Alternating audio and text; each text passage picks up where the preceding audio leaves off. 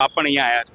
જો અમે આવ્યા છે, એક તો ખેડૂત કિસાન બચાવો યાત્રા અમારી આમ આદમી પાર્ટીની ચાલી રહી છે, પરંતુ એક સંદેશો છે એ સમગ્ર ભારત અને ગુજરાતની જનતાને અમે આપવા માંગીએ છીએ કે અમને સંપૂર્ણપણે ન્યાયતંત્ર ઉપર ભરોસો તો જે અમારા નેતા છે એ અરવિંદ કેજરીવાલજી અને મનનસિંહ સિસોદિયાજી અને અનેક બીજા 13 જણાઓને આ લોકોએ ખોટા કેસમાં ફસાવી રાખ્યા હતા.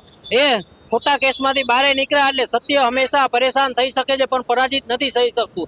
અને બીજી રહી વાત અત્યારે ખેડૂત બચાવો આંદોલનની, તો આમ આદમી પાર્ટી એક મજબૂત વિપક્ષ તરીકે સમગ્ર ગુજરાતની અંદર એ સારામાં સારી રીતે ભારતીય જનતા પાર્ટીને અત્યારે દોડાવી રહી છે અને અમે ખેડૂતોના મુદ્દે હંમેશા પ્રશ્નો ઉઠાવતા રહીશું.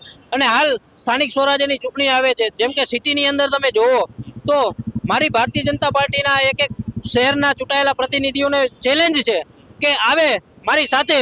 એ લોકો કહે છે કે વિકાસ વિકાસ વિકાસ, તો વિકાસ એને જો જોવો હોય તો મારી સાથે આવે.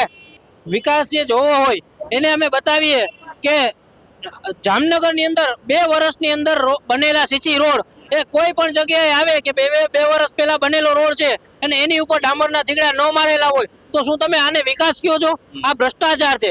એવા અનેક અમે મુદ્દાઓ જામનગરની અંદર અને સમગ્ર ગુજરાતની અંદર અમારા આમ આદમી પાર્ટીના નેતાઓ છે એ વારવાર ઉજાગર કરતા હોય છે અને જનતાના પ્રશ્નો હોય છે એના માટે હંમેશા આમ આદમી પાર્ટી લડતી રહેશે. અને આવનારા સમયમાં જનતાને જ્યાં જ્યાં પણ જરૂર પડશે ત્યાં અમે આમ આદમી પાર્ટી તરીકે સમગ્ર જનતાની સાથે રહીશું.